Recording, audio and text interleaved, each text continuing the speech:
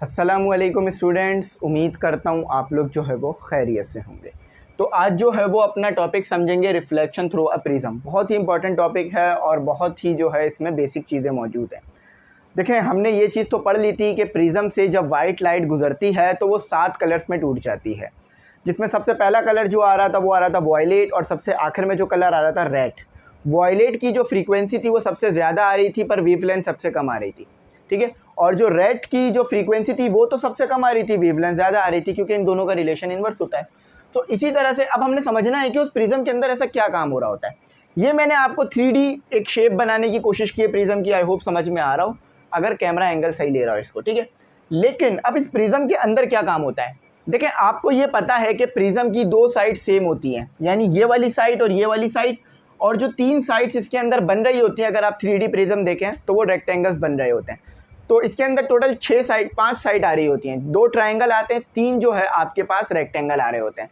लेकिन हम जो है वो ट्रायंगल को स्टडी करेंगे, रेक्टेंगल को जो है वो स्टडी नहीं करेंगे। तो सबसे पहले मैं क्या करता हूँ, एक अच्छी सी प्रिज्म की डायग्राम और उसको डिटेल में एक्सप्लेन करता हूँ। देखें, डेफिनेशंस तो मेरे पास लिखी हुई हैं, मैं चाहूँ तो डेफिनेशंस बता दूँ, कुछ समझ नहीं आएगा और ना ही मैं समझा सकता हूँ। असल तरीके का डायग्राम है जब भी बुक में दिया हुआ है और कहा जाता है कि डायग्राम से समझाएं। ये प्रिज्म का ट्रायंगल, एक ट्रायंगल मैंने ले लिया, ठीक है। अब इसी पे हमने तमाम की तमाम अपनी जो है वो स्टडी करनी है। तो आपको पता है ये प्रिज्म के अंदर का जो हिस्सा होता है ये होता है डेंसर, ठीक है। और बाहर क्या होती है आपके पास, एयर, जो कि होती है रेयर। रेयर से क्या मुराद है, जिसकी डेंसिटी कम होती है, ये होता है डेंसर। यहाँ पर मैं लिख रहा हूँ DENSER, डेंसर।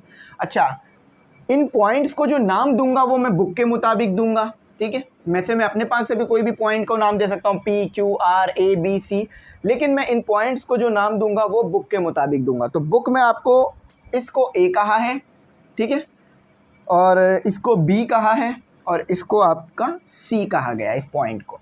अब पॉइंट वो जहाँ पर 2 लाइनें आपस में मिल रही हो तो वो हमारे पास पॉइंट बनता है एक। अब इसमें देखो काम क्या होता है। सबसे पहले तो आपके पास जो लाइट आती है, देखो डिटेल में समझ लो ताकि बात समझ में आ जाए कि प्रिज्म के अंदर कलर कैसे टूटते हैं, ठीक है। सबसे पहले तो आपके पास जो है वो एक इंसिडेंट लाइट आती है, इंसिडेंट लाइट आती है और इससे टकराती है। अब आपको ये बात मैं बता चुका हूँ कि जब भी आपके पास लाइट रेयर मीडियम से डेंसर मीडियम में जाती है तो वो परपेंडिकुलर की यानी नॉर्मल की तरफ आ जाती है, नॉर्मल की तरफ बेंड हो जाती है। फॉर एग्जांपल अगर मैं इसमें नॉर्मल ड्रॉ करूं तो वो इस तरह से ड्रॉ होगा। तो लाइट क्या कर रही है कि इस तरफ आ गई, नॉर्मल की तरफ आ गई, क्योंकि वो रेयर मीडियम से डेंसर मीडियम में गई। अब ये डेंसर क्या है, ये गिलास है, ये गिलास तो डेंसर होता है। अच्छा, अब जब वो डेंसर मीडियम से बाहर दोबारा रेयर मीडियम में जाती है तो वो अवे चली जाती है किससे, नॉर्मल से। तो ये क्या थी आपके पास, ये थी आपके पास इंसिडेंट, इंसिडेंट यानी जो टकराई जाकर, इंसिडेंट रे। अच्छा, और ये क्या थी आपके पास, देखो यहाँ पर तो आपके पास हुआ रिफ्रैक्शन, लेकिन जब ये बाहर निकली ना प्रिज्म से तो इसे रिफ्रैक्टेड रे नहीं कहा जाएगा, इसे कहेगा इमर्ज रे या इमरजेंस रे, रे ऑफ इमरजेंस कहा जाएगा। तो मैं इसे कहूँगा रे ऑफ इमरजेंस, जो कि बुक में भी आपको लिख के दिया हुआ है, ठीक है। यहाँ लिख देता हूँ, इधर ऊपर लिख देता हूँ, ऊपर तो बल्कि मुझे जो है वो बनानी होगी, तो मैं इसको यहाँ लिख देता हूँ, इमरजेंस रे, ई, मैं इसको ई से डिनोट कर रहा हूँ, और ई आपके पास क्या है, ई यहाँ लिख रहा हूँ, बल्कि यहीं लिख देता हूँ ताकि बच्चों के लिए आसानी रहे।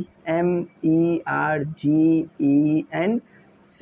इमरजेंस रे, ठीक है। ये आपके पास हो गई इमरजेंस रे, और ये पॉइंट आपके पास हो गया C पॉइंट, ठीक है। आई होप विजिबल होगा। अब मैं नीचे यूँ लिखा है क्योंकि मुझे ऊपर और भी इसके अंदर चीज़ें ड्रॉ करनी है। तो क्या हुआ आपके पास, यहाँ पर आपके पास इंसिडेंट रे आई, या रे ऑफ इंसिडेंट भी कह सकते हो आप, या इंसिडेंट रे कह सकते हो, ठीक है। तो और उसके बाद वो क्या हो गई, वो आपके पास जो है वो इमर्ज्ड हो गई। अच्छा, अब बुक में आपको इस रे को कहा गया इमरजेंट बीम। अब रे को बीम भी कह सकते हो, कोई मसला नहीं है, लाइट कह लो, रे कह लो, बीम कह लो, एक ही बात है। तो बुक में आपको इन्होंने क्या लिख के दिया है, इमरजेंट बीम, तो मैं भी बुक को फॉलो करता हूँ और इसे इमरजेंट बीम कहता हूँ, ठीक है। EMERGENT ENT, emergent beam, BEAM beam, ठीक है। और इसको फिर इंसिडेंट बीम कह सकते हो आप चाहो तो, इमर्जेंट बीम नहीं कहना चाह रहे तो इसको भी मैं रे के बजाय बीम लिख देता हूँ, BEAM बीम। बस ये इसलिए बताना चाह रहा था कि रे लिखो बीम लिखो, कंफ्यूज ना हो। बच्चे पूछ रहे हैं सर बीम क्या है, तो रे ही बीम होती है, ठीक है। अगर मेरा कोई निक नेम है और कोई मेरा असल नेम है, तो मेरे को अगर कोई भी दो नाम से पुकारे, जैसे कि मेरा निक नेम है फेजी और कोई मुझे बुलाए फैज़, तो मेरे को तो पता है ना कि लोग मुझे ही बुला रहे हैं। तो इसी तरह से अगर मैं इसे इमर्जेंट बीम कहूँ या इमर्जेंट रे कहूँ या इमर्जेंट लाइट कहूँ, तीनों में एक ही बात होगी। अब ये तो आपको समझ में आ गया कि यहाँ पर जो है वो क्या काम हुआ, लेकिन अब इसको ये समझना है कि ये होता क्या है, इसमें अंदर क्या परफॉर्मेंस हो रही होती है। तो इस नॉर्मल को जो मैंने बनाया था मैं इसे रिमूव कर रहा हूँ, क्योंकि मुझे अभी चाहिए स्पेस यहाँ पर थोड़ा सा। अब मैं क्या ड्रॉ करूँगा, मैं यहाँ पर ड्रॉ करूँगा, मैं इसको इस पॉइंट को एक नाम दूंगा, इस पॉइंट को भी एक नाम दूंगा, क्योंकि इधर हमें इन्हें नाम भी देना पड़ेगा। तो उसके बाद क्या होता है हमारे पास, उसके बाद हम यहाँ पर एक जो है वो लाइन बनाते हैं, डॉटेड लाइन। अच्छा, अब ये डॉटेड लाइन जो है वो परपेंडिकुलर नहीं ले रहे हैं हम, इसे कुछ एंगल बना रही है इस सरफेस से, ठीक है। ये डॉटेड लाइन बना ली मैंने, ठीक है। ये भी डॉटेड लाइन बना ली, चाहे तो 90 की ले लें डॉटेड लाइन, या चाहे तो कुछ एंगल पे ले लें, कोई मसला नहीं है। यह आपने ये असल में ना ये लिखा हुआ है ना, इसको बनाना बड़ा मुश्किल होता है। तो ये मैंने डॉटेड लाइन बना ली, ठीक है, थोड़ा हल्के हाथ से। ये डॉटेड लाइन आ गई मेरी, ठीक है। तो ये आ गई मेरी डॉटेड लाइन। अब ये जो एंगल बन रहा है ना, यहाँ पर जो एंगल बन रहा है, इसे बोलोगे आप आई, यानी एंगल ऑफ इंसिडेंट या इंसिडेंट एंगल। तो इधर इन्होंने भी कहा है, इन्होंने कहा है एंगल ऑफ इंसिडेंट, तो मैं इसे लिखता हूँ AN। तो ये है आपके पास ANGLE, एंगल ऑफ इंसिडेंट, ठीक है। ये हो गया आपके पास एंगल ऑफ इंसिडेंट। ये क्या हो गया, I। अब यहाँ जो एंगल बन रहा है ये बन रहा है R, ये क्या होगा, एंगल ऑफ रिफ्लेक्शन, रिफ्रैक्शन, ठीक है, रिफ्रैक्शन। अब यहाँ भी एंगल ऑफ रिफ्रैक्शन ही बनेगा, ठीक है। अच्छा, अब यहाँ जो एंगल बनेगा ना, वो बनेगा आपके पास D कह लो उसे, D कह लो या E कह लो उसे, E कहा जाएगा बल्कि उसे D नहीं कहा जाएगा। तो वो बनेगा E, जो कि है एंगल ऑफ इमरजेंस, E कह रहा हूँ, ठीक है। अच्छा, इसके साथ आप ये भी साइन लगा सकते हो ताकि पता चले कि ये एंगल्स हैं आपके पास। तो ये हो गया एंगल ऑफ EMERGENC, इमरजेंस, ठीक है। अच्छा, अब यहाँ पर होता है एंगल ऑफ डेविएशन भी। अब एंगल ऑफ डेविएशन से क्या मुराद है, डेविएशन का मतलब होता है कि कोई लाइट, कोई चीज़ अपने रास्ते से कितना भटकी, कहते हैं ना डाइवर्ट ना हो, तो इसे कहा जाता है यहाँ पर डेविएशन। तो डेविएशन का मतलब कि कोई चीज़ कितनी जो है वो अपने रास्ते से भटकी। तो अगर आप डायग्राम देख रहे हो 13.14, तो उससे भी आपको ये तमाम चीज़ें इन डिटेल समझ में आ जाएंगी। लेकिन बस वहाँ पर ये है कि डायरेक्ट बनाया हुआ है सब कुछ, तो शायद इतना अच्छा समझ में ना आ रहा हो। तो एंगल डेविएशन लिखा हुआ है, तो ये आई नहीं है, आई ये डी होता है एंगल। अब ये किस तरह बनता है ये देखें। अगर ये लाइट रिफ्रैक्ट नहीं करती तो क्या करता, सीधी निकलती बिल्कुल। तो इस लाइट की लाइंस को मैं सीधा बना दिया मैंने, ठीक है, सीधा बना दिया। इसी तरह से जो इमर्जेंट बीम है, अगर वो भी रिफ्रैक्ट नहीं करती तो सीधी जाती, तो दोनों को मैं सीधा ले गया। तो जहां पर ये एंगल बना, ये बना आपके पास डी, इस डी को कहा जाता है एंगल ऑफ डेविएशन, ठीक है, डेविएशन। तो ये आपके पास बन गया एंगल ऑफ डेविएशन या एंगल डेविएशन। तो समझ नहीं आ रहा, एंगल ऑफ डेविएशन ही ठीक है। तो ये आपके पास जो है पूरी डायग्राम ड्रॉ हो गई। अब इसके पॉइंट्स में बुक के मुताबिक इसको नाम दूंगा। तो इस पॉइंट को इन्होंने कहा है एन, इस पॉइंट को इन्होंने कहा है एन प्राइम, ठीक है, इस पॉइंट को इन्होंने कहा है एम, और इस पॉइंट को इन्होंने कहा है एम प्राइम। और यहाँ पर जो मैंने एंगल बनाया था थोड़ा सा और वाजे कर दूँ ताकि अच्छी तरह समझ में आए, ये है आपके पास डी, जो कि आपको अच्छी तरह से आई होप नज़र आ रहा होगा। तो ये आपके पास है डी, ठीक है। तो बाकी चीज़ें तो मैंने तमाम लिख दी हैं। एंगल्स को मैंने यहाँ पर मेंशन किया क्योंकि वहाँ पर घिच पिच ना हो जाए, समझने में आने में मुश्किल ना हो। और यहाँ पर जो एंगल बना डी बना, उसको पॉइंट डी भी आप कह सकते हो, कोई मसला नहीं है, ठीक है। और इसे इन्होंने नाम दिया है ई, ठीक है, ई नाम दिया है इस पॉइंट को। और इस पॉइंट को इन्होंने कोई नाम नहीं दिया, इसको हमें नाम देना पड़ेगा पी, ठीक है, इस पॉइंट को हमें देना पड़ेगा नाम P। तो ये तमाम काम इस तरह से इसके अंदर हो रहा था, एंगल ऑफ रिफ्लेक्शन, ठीक है, रिफ्रैक्शन सॉरी। अच्छा, तो अब देखो होता क्या है, beam of light, incident beam of light यूँ आती है, ठीक है, इस तरह यूँ आती है, और रेयर मीडियम से डेंसर मीडियम में जाने की वजह से क्या होती है कि वो बेंड होती है, यानी वो जो है वो बेंड हो जाती है और आगे निकल जाती है। फिर जब वो इमर्ज होती है तो फिर मुख्तलिफ कलर्स में टूट जाती है, मुख्तलिफ कलर में। अब ये कितनी डेविएट हुई वो आप इस एंगल की मदद से पता कर सकते हो। अब देखो यहाँ पर ज़्यादा आपको डिटेल में लेके नहीं जाया जाएगा, क्योंकि ये इसको किस तरह से इन एंगल्स को पता किया जा रहा होता है, ये बहुत डिटेल स्टडी होती है, जो कि आप जो है वो अपनी यूनिवर्सिटी लेवल पे करोगे अगर ये फील्ड लेते हो। यहाँ पर सिर्फ आपको समझाया जा रहा है कि काम क्या होता है। ये काम यहाँ पर जो है वो हो रहा होता है, जो मैंने आपको इन डिटेल ड्रॉ करके बताया, ठीक है, ये काम जो है यहाँ पर हो रहा होता है। अब इसकी आपको जो है वो एक प्रैक्टिकली परफॉर्म करने के लिए भी दिया गया है, लेकिन वो तो हम परफॉर्म कर नहीं सकते, क्यों? क्योंकि हमारे पास इसके जो है वो इंस्ट्रूमेंट ही नहीं है। तो इसको पढ़ लेते हैं कि किस तरह करना है। Fix a paper sheet on a drawing board using drawing pins. तो आपने क्या करना है, एक ड्राइंग बोर्ड लेना है। ड्राइंग बोर्ड देखा है ना किस तरह का होता है, अक्सर आपने फिल्मों में देखा होगा, लोग उस पर बना रहे होते हैं, ड्राइंग कर रहे होते हैं, या फिर ज़मीन पर रखा हुआ होता है, तो उसको बोलते हैं हम ड्राइंग बोर्ड। अब उस ड्राइंग बोर्ड के ऊपर आपने क्या करना है, एक पेपर की शीट को पिन से फिक्स कर देना है, यानी चारों तरफ पिनें लगा देनी है ताकि वो पेपर की शीट हिले ना। फॉर एग्जांपल अगर मेरे पास कोई शीट होती तो मैं बताता, अभी तो यहाँ नहीं है। तो एक पेपर की शीट है, उसको फिक्स कर देंगे तो हिलेगी नहीं। क्यों हिले नहीं? ताकि डायग्राम जो बना रहे हैं वो सही बने। उसके बाद क्या करना है, place a triangle prism resting on it's base. तो आपने क्या करना है, उसके बेस से, यानी इस तरह से उसके ऊपर प्रिज्म रख देना है, उस तरह से इसके ऊपर प्रिज्म रख देना है, और फिर उसकी ड्राइंग जो है वो ड्रॉ कर लेनी है। और ये तमाम की तमाम चीज़ें फिर आपने इस तरह से इसको ले लेना है, और इस तरह से इसका जो है वो काम करना है। देखो मैं इसकी डिटेल्स में नहीं जा रहा, ये इसी चीज़ को वो बता रहे हैं आगे भी। तो ये मैंने आपको बना के बता दिया कि किस तरह से ये डायग्राम बनी और किस तरह से इन डिटेल इस डायग्राम में गए। अब डायरेक्ट इसकी ऑब्जर्वेशन देख लेते हैं। At surface A be the ray of light इंटर्स and band through the normal on refraction. तो देखा आपने क्या हुआ, यानी कंक्लूजन, जब आपने रिजल्ट देखा तो क्या हुआ कि लाइट जो है वो आई और बैंड हो गई, नॉर्मल के बैंड हो गई, और बैंड होकर जो है वो आगे की तरफ गई, ठीक है, सीधी नहीं गई, सीधी जानी चाहिए थी लेकिन सीधी नहीं गई, बैंड हो गई। क्यों? क्योंकि एक मीडियम से दूसरे मीडियम में आप दाखिल हुए।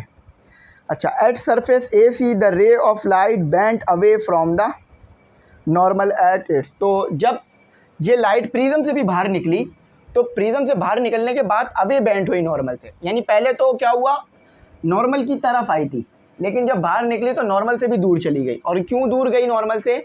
क्यों? क्योंकि ये जो है वो आपके पास कुछ इसको भी कहते हैं कि भाई लाइट जो है वो बेस से आ रही है और बेस की तरफ ही जा रही है, लेकिन ये एक तरह से रट्टा होता है।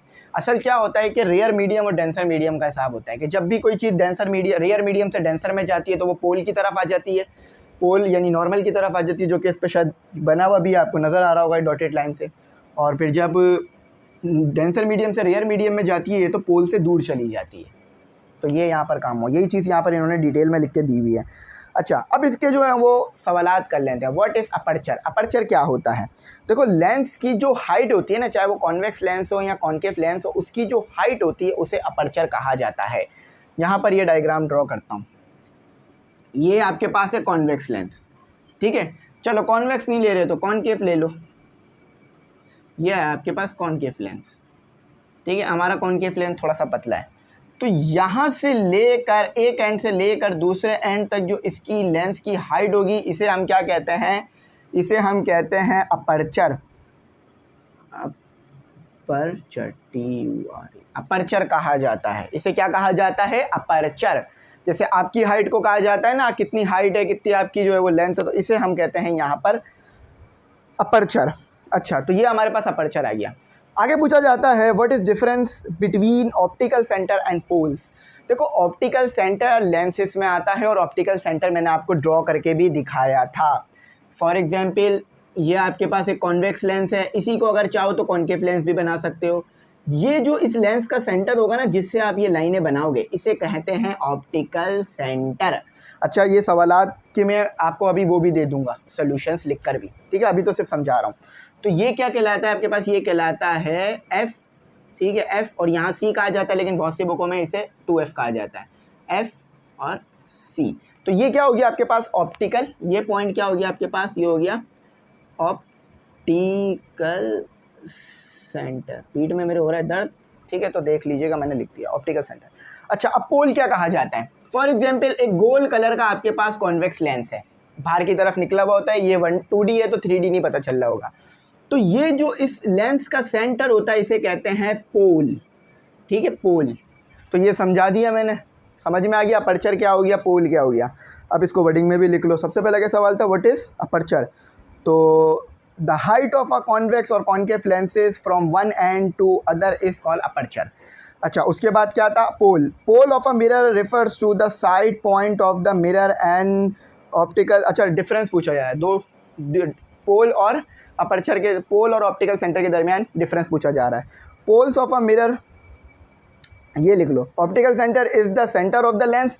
देखो लेंस का सेंटर है तो इसे क्या बोल रहे हैं, optical centre. It is refers by the letter O, अगर इसको डिनोट करना है तो ओ बना के डिनोट करोगे, ठीक है। अच्छा, pole is the centre of the refracting surface of a spherical mirror. Spherical mirror यानी गोल मिरर, तो इसको डिनोट करते हो पी से।